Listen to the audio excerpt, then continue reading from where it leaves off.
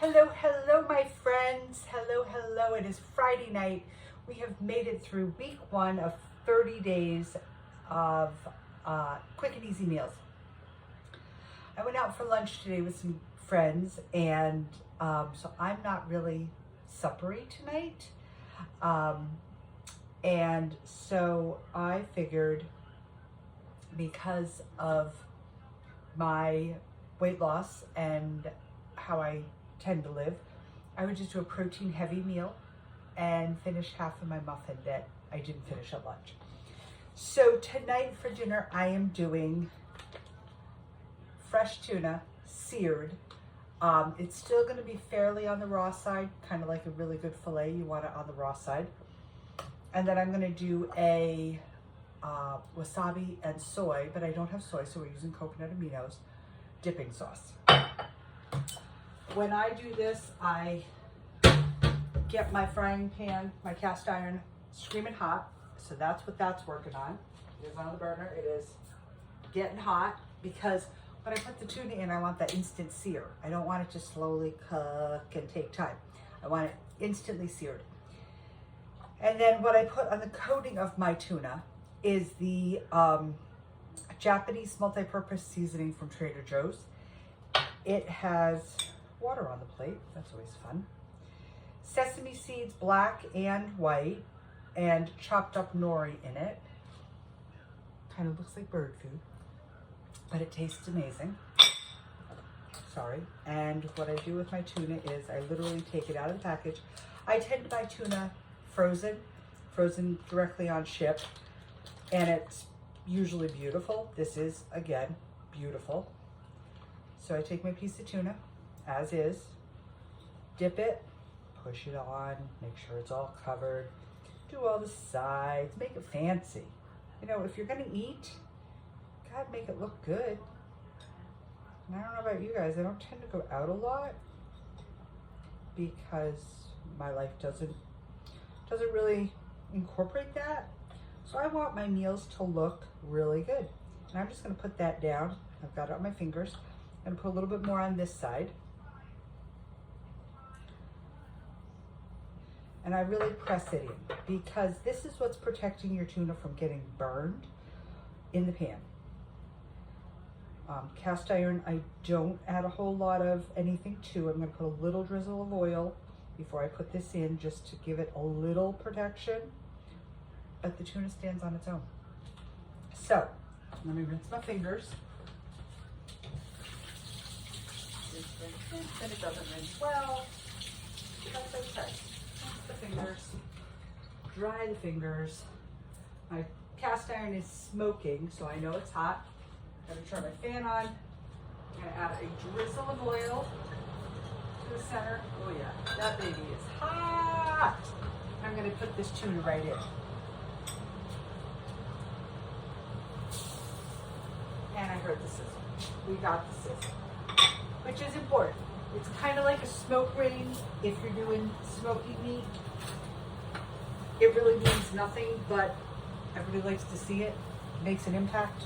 That's what we're going for. The visual, not so much the value, because there's really no value.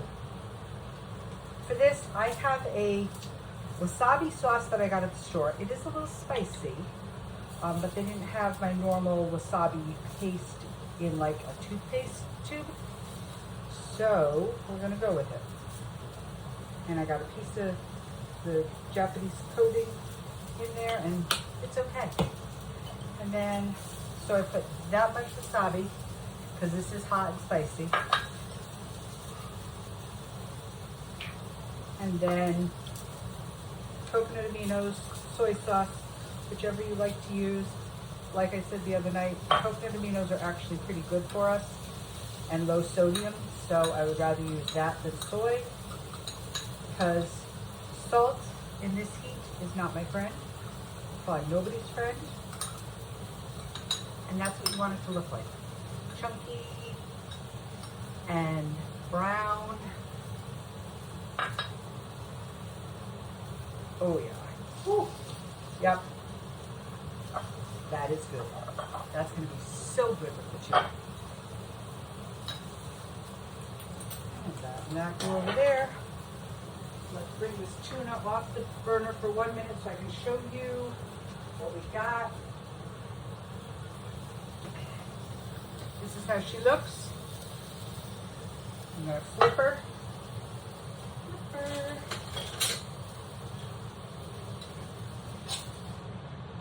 And that's how you know she was ready to flip. She came right up, back in. And this is how she looks when she's flipped. It looks like steak. It truly does look like steak. Back onto the heat, so let her finish. And that'll be done in a couple of minutes.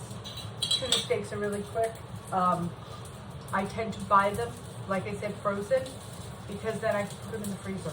And on a night like tonight when I don't feel like doing anything, pull it out, wait 20 minutes, half hour, let it sit on the counter to thaw, and then put it right into the pan, and we're good to go. I like meals like that.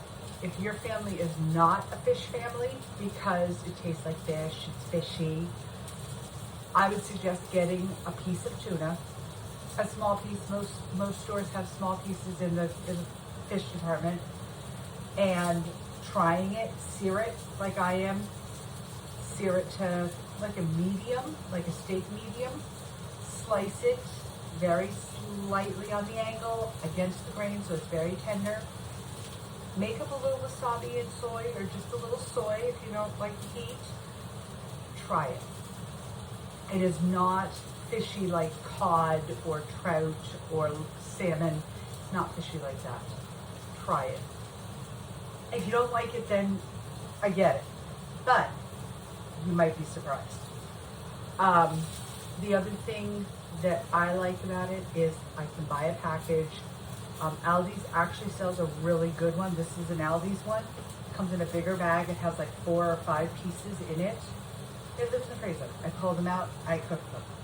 It makes it very easy because I have a family that eats sushi, that likes the tuna, that likes a dinner like this.